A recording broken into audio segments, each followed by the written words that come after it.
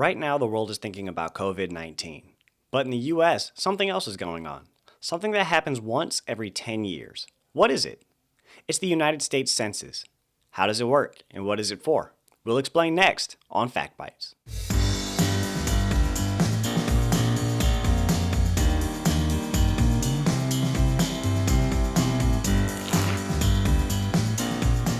Hey, and if you like today's episode of Fact Bites, please don't forget to like and subscribe. Let's get to it.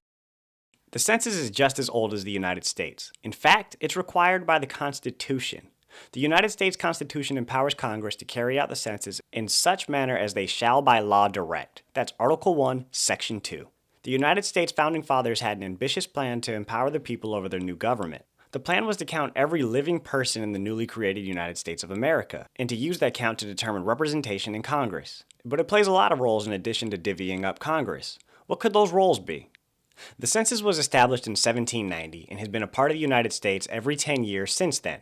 That's 230 years. The original census, dating back to 1790, counted just under 4 million people. The most recent census, counted in 2010, counted 308.7 million people. The way we hold the count now is much different from the way the United States Census first started. The mission remains the same, to take an accurate picture of the ever-changing face of America. The census process actually dates as far back as ancient Rome, where it was used to help determine taxes. With very few interruptions, maybe a war here or there, the Roman version of the census happened every 5 years. Originally, census information was gathered by workers going door to door collecting data via a ledger. In 1890, the census first started using electronic operating machines to help aid in the process. These machines would use punch cards to interpret data. Census workers would have to punch holes in the correct places using a scripted list of questions to gather information. The first computer ever was called the ENIAC. It was created in 1946, and by 1950 the census ordered its own version of that computer, the UNIVAC. This was the first successful computer used by civilians. All of its different parts together took up an entire room.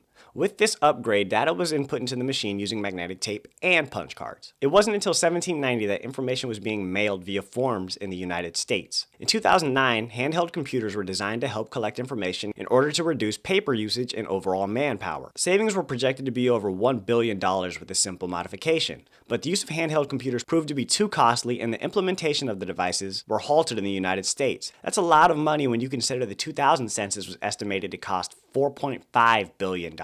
As the population grows, the cost also grows. The 2010 census was estimated to cost $14.7 billion total. Other countries like Brazil still use handheld computers. In today's United States, this process is aided by high-speed computers, and all the information can be gathered online, even though the options to enter via letter or phone are still available. The census is important for many reasons, but two of the big ones are: the census helps determine the size of Congress and determines how many seats in the House of Representatives each state gets.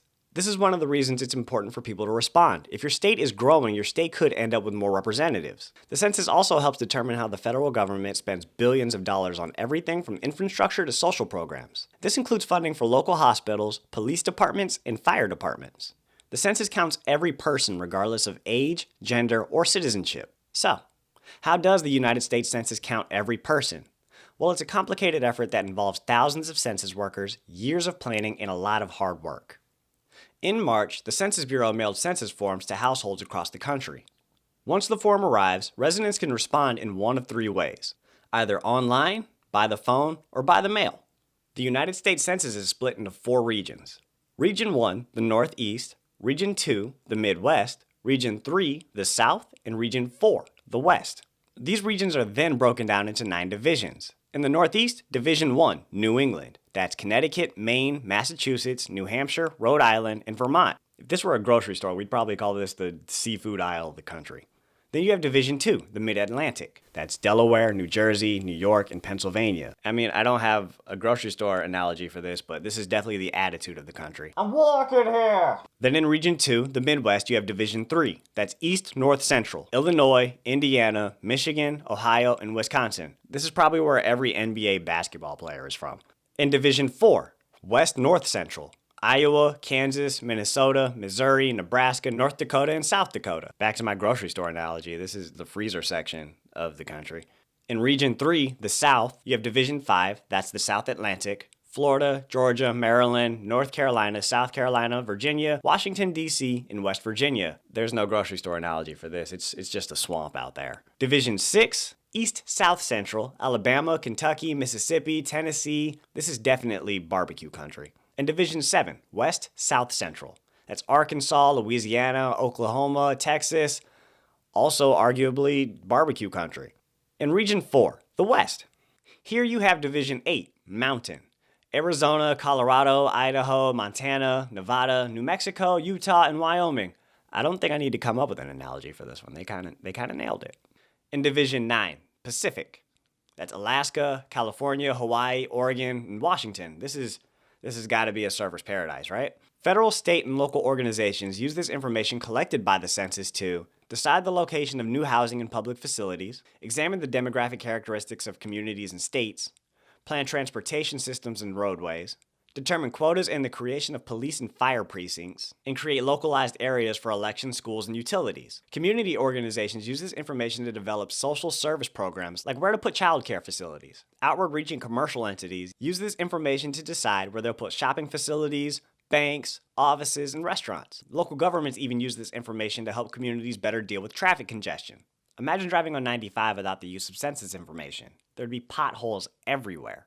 Many 911 emergency systems are based off the maps developed by the last run census. Originally, the United States Census was taken by marshals of judicial districts. By 1840, the census had a central office. It wasn't officially dubbed the Census Bureau until 1903. By law, the census must count every person in the United States and submit population counts to the president by December 31st of every year, ending in a 0. All the states in the Union receive results by the spring of the following year. Early census information was collected on paper documents, so the data collected was kept simple. As the government started to assume responsibility for programs such as schooling and welfare, large government and research areas began making more use of census data to keep up with the growing population. These became pivotal in helping to plan for provisions in local government regions. By the mid-20th century, census data could only be directly used by large government departments. The use of computers created the opportunity for university researchers, large businesses, and local offices to be able to directly use the information. Nowadays, census data is published in a wide array of formats that are easily obtainable by small businesses, all levels of government, the media, academic institutions, charities, nonprofits, and the general public. This information can offer large insights into small areas and communities that simply can't be gathered easily by other means. All that said, you don't need to fret. The Bureau can't share responses, addresses, or any personal information with anyone, including the United States or foreign government and law enforcement agencies, such as the IRS or FBI. It's read directly from the Census Employee Handbook, providing quality data for the public good while respecting individual privacy and, at the same time, protecting confidentiality is the Census Bureau's core responsibility. This protection is also covered in Title 13 of the U.S. Code. Census workers who break this law can face up to 5 years in prison or $250,000 fine, and in many cases, both. Only after 72 years does this information become public. The reason? After a 72-year cycle, most participants that would have participated would be deceased. In 2012, the Bureau released data from the 1940 census records via online at the National Archives. In April 2022, the complete 1950 census records will also be released to the general public. Now, this doesn't mean the United States Census hasn't seen its fair share of controversy. In 1918, the Bureau released information about a few hundred men to the Justice Department in selective service for the purposes of prosecution for evading the draft. During World War II, the Bureau aided the internment of Japanese Americans by providing confidential information on the Japanese American communities in the United States. The Bureau's role in this initiative was denied for actual decades before finally being proven in 2007. Yikes. In addition to the decennial census, the United States Census Bureau also collects information through 130 surveys and programs every year. A few of those being the American Community Survey, the United States Economic Census, and the Current Population Survey. The data collected through these more consistent means are used by public sector, private sector, and not-for-profit organizations to track shifting demographics and to learn more about local communities. The United States Census is an integral part of the growth of our society. It helps allocate over $400 billion to public programs all around the country. It provides a basis for our congressional representation and leadership to equally be split. And it records the demographic trends over the long course of our society's evolution. So, what did you think about this week's tidbits on the United States Census? Leave anything you think we missed in the comment section below, and don't forget to subscribe. We'll see you next time.